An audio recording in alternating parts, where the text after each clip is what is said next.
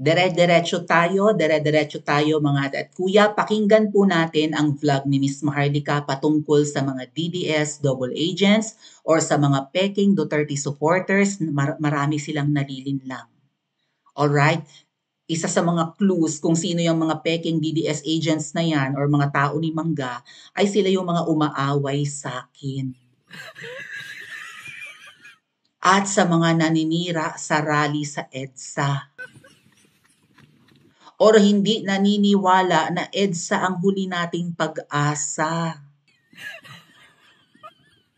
At protector pa ni Mangga. Hindi mabatiko si Mangga. Pero ang tinatarget, kami. Even Miss Maharlika pala, target na rin nila mga ate at kuya. Pakinggan natin yung vlog ni Miss Maharlika ha. And kayo na ang magsabi kung sino-sino itong mga peking DDS. Kasi ito pala ay nakarating na kina VP Sara. Salamat, Madam Maharlika. Nag-send yata siya ng listahan ng mga peking DDS. Sabi ko nga sa inyo, matatalino ang mga Duterte. Matatalino ang pamilyang Duterte. Alam nila kung sino ang totoo sa kanila at alam nila kung sino ang manggagamit. Lalong-lalong alam nila yang hilat siya ni Mangga. Alam nilang kaaway yan. At mata ni Nangiwi, mata ni, although hindi niya kasundo si Frog Legs, yung mga sampalan, sabi ni Miss Maharlika, nagsampalan lang daw dahil sa pera. Hindi dahil,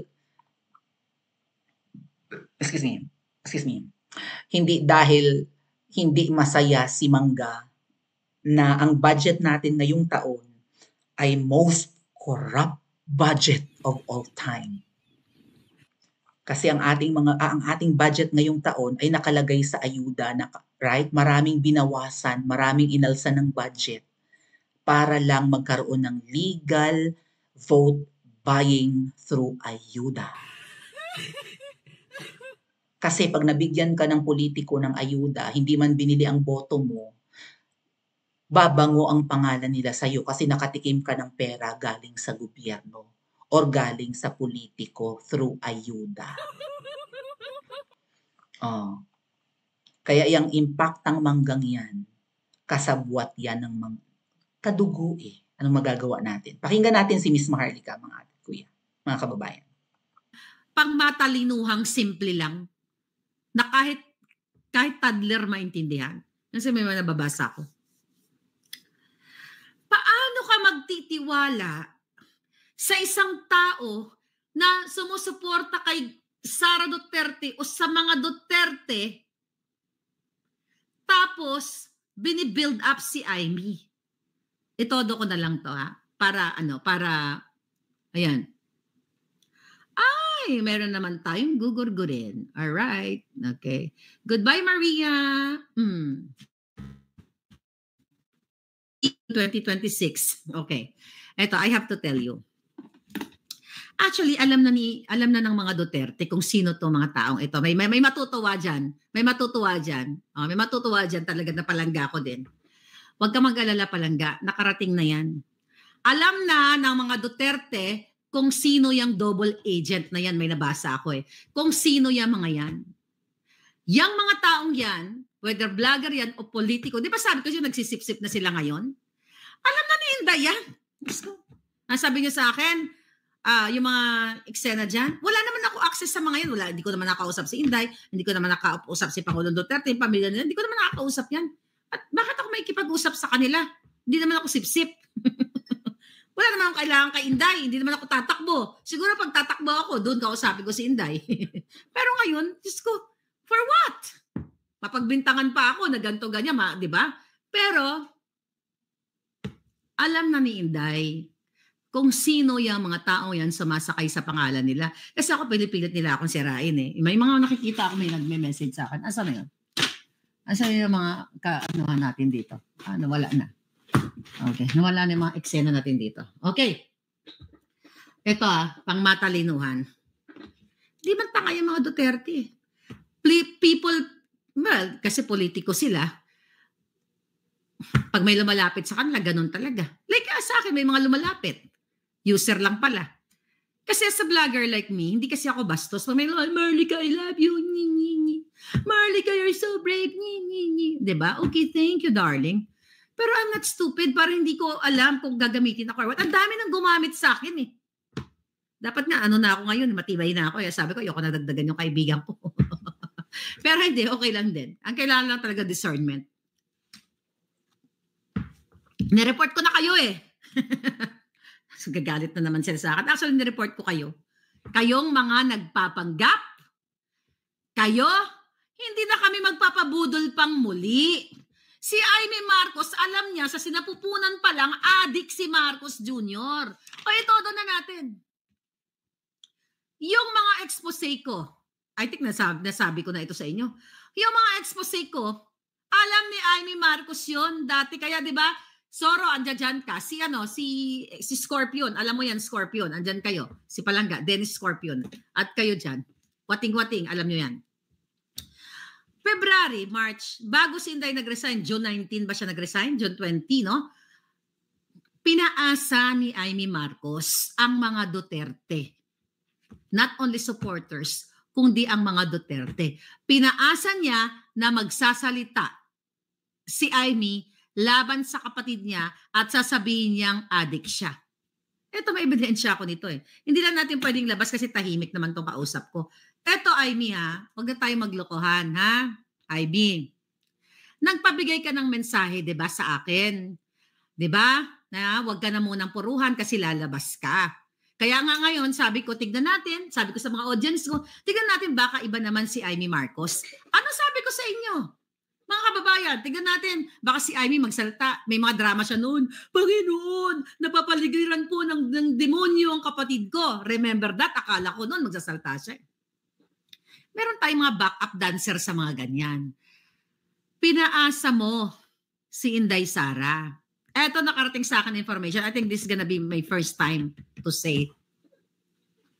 Di ba kinausap ka ni Sara? Di ba nag-usap kayo? Kailan ba yung pagkakataon na nag-inom kayo ng, according to my source, nag-inom kayo ng Red Horse? Ayun, nag-inom kayo ni Inday. Hindi ko lang na-review nakasulat sa diary. Kasi yung mga information kasi, kapag may mga information na nagbibigay sa akin, sinusulat ko yan, nagtitake ako ng notes. Nilalagay ko sa diary ko para hindi ko makalimutan sa dami ng information. Pero halongkatin ko yon yung tungkol sa nag-inuman kayo. I just forgot. Ano sabi sa'yo ni Inday Sara? Amy. Oh, ayan na. Yung nag-resign siya. Nag-resign siya kasi alam ni Amy yan eh. Kasi baback-upan daw niya si Sara. Ano sabi ni Inday na nag-iyakan kayo? Ganyan, ganyan, ganyan. May witness doon ah. Hindi natin sasabihin yung witness kasi tahimik naman yun eh. Okay? Anong ang sabi sa'yo ni Inday Sara? Oh, nagsalita na ako. Kailan ka magsasalita laban sa kapatid mo? Parang ganon. Parang ganon yung konteksto. Ginawa ko na yung usapan natin, kailan ka? Ano ginawa ni Amy? Binudol niya si Sara. Sabihin na natin ang ibang mga puting ahas ko ay kakilala ni Amy. Tangay na eh. Pinaasa niyo ako, pinaasa si Sara, pinaasa niyo yung taong bayan. O yung antayin na magsalita pa yung, baka magbigay pa ako ng letter dito. Pero wag na. I promise to that person na hindi ko siya papangalanan as long as hindi niya ako titirahin. You know what I mean? Meron kayong mutual agreement. Okay? Na hindi ko siya pangangalanan na siyang puting ahas ko as long as wala siyang gagawin laban sa akin. So far, wala man siyang ginagawa sa akin. You know? So, yaan po. Kaya, paano ka magtitiwala kay Amy? Binudol niya si Sara.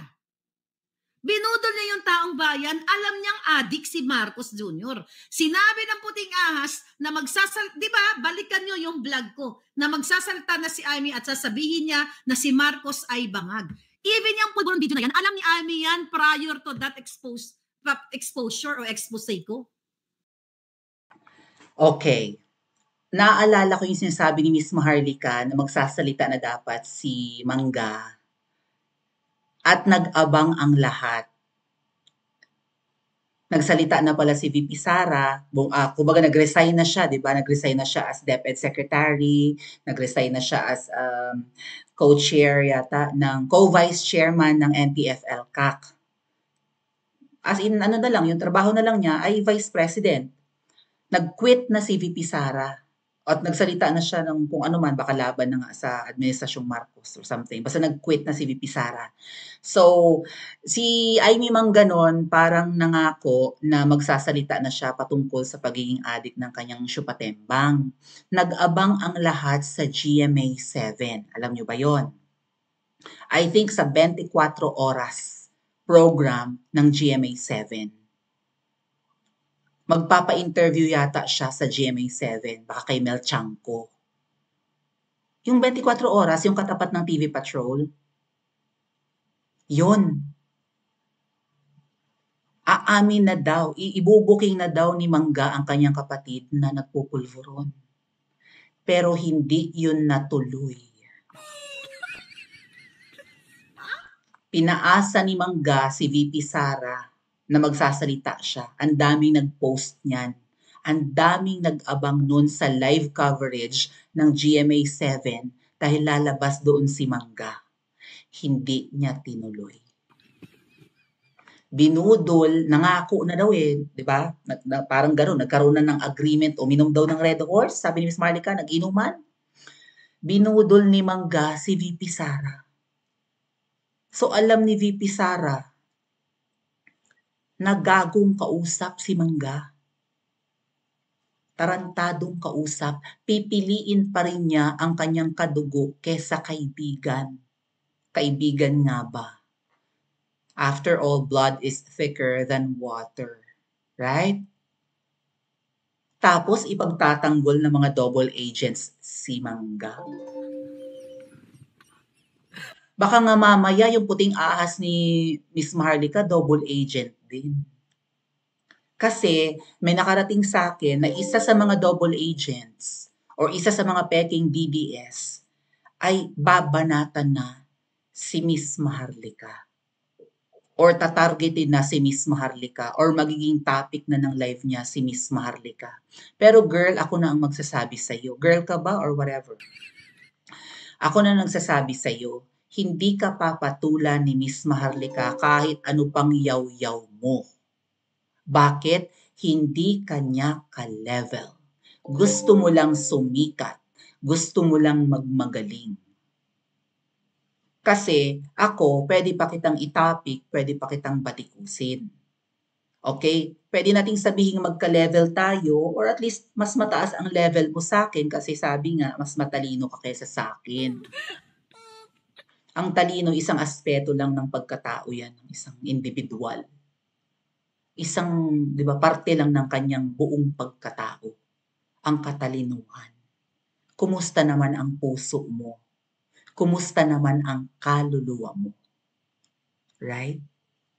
Matalino ka nga. Maitim naman ang budhi mo.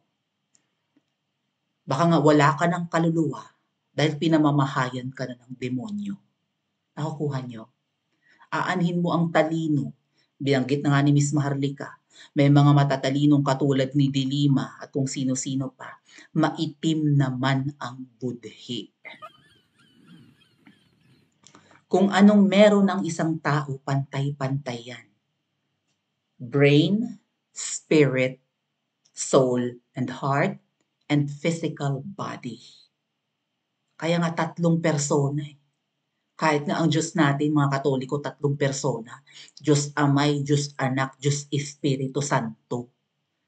Because we have 3 domains as a person. Isa lang ang utak natin. Kaya kung kayo nilalait na kayo ay bobo, kayo ay tanga, kayo ay mga uto-uto at nuknukan ng mga estupido dahil naniniwala kayo kay Maui, huwag kayong manliit. Kung kayo ay minamaliit ng ibang tao na kayo ay mga bobo, tanga, estupido dahil naniniwala kayo kay Maui, huwag Huwag niyong payagang bumaba ang inyong self-esteem. Kung hindi kayo magaling sa wikang Ingles, kung kayo ay baluktot ang dila sa pananagalog dahil kayo'y Bisaya, huwag niyong hayaang maramdaman niyo na kayo ay lesser member ng ating lipunan. Hindi. Ang katalinuhan, isang aspeto lang yan ng pagiging tao natin. Isang bahagi lang yan ng pagiging tao natin. Baka nga mamaya hindi ka naman talaga magaling sa matematika, wala ka man lang katalent-talent, hindi ka magaling sumayaw, kumanta, tumula, hindi ka magaling magsulat, hindi ka magaling sa wikang Ingles, hindi ka magaling sa pananagalog, hindi ka kasing talino ng abogado, inhinyero, politiko, pero busilak pala ang puso mo, nalamangan mo pa ang mga matatalinong yon na lumalait sa'yo. Huwag na huwag kayong pumayag at huwag kayo makakaramdam, mga kababayan, na kayo ay maliit na tao sa lipunan porket may mas matalino sa inyo. Pag alam niyong mabuti ang kalooban niyo, pag alam niyong para kayo sa tama, pag alam niyo sa sarili niyong gusto niyo nang umunlad ang Pilipinas at ayaw niyo sa mga magnanakaw, huwag kayo makakaramdam ng panliliit. Hindi kayo maliit. Baka nga mas mataas pa kayo sa mga matatalinong yan kahit kayo mahihirap, kahit tayo mga hampas lupa, hindi tayo pwedeng matamatahin ng matatalino at mayayaman. Ang pera nauubos, ang talino nawawala. Pag nag-ulyanin ka, matalino ka pa ba? Pag nagka-Alzheimer's ka, magagamit mo pa ba ang katalinuhan mo? Pero ang pagiging busilak ng loob nyo, hanggang katapusan yan, hanggang kabilang buhay. Kasi pinamamahayan kayo. 'Di ba? Ng kahit katiting na spark or bahagi ng lumikha sa atin. Kahit maliit na spark lang na galing sa nasa itaas. Nandyan sa inyo kahit kayo'y mahirap, kahit kayo'y bobo, kahit kayo'y estupido nilang tawagin. Kasi may mabuti kayong kalooban. May parte ng inyong pagkatao na galing sa taas, na galing sa lumikha sa atin. Ha? Walang binatbat yung mga matatalino at mga mapagmata sa mabubuting tao. Agree ba kayo? Pa-comment po sa comment section at mag-like and subscribe din po kayo.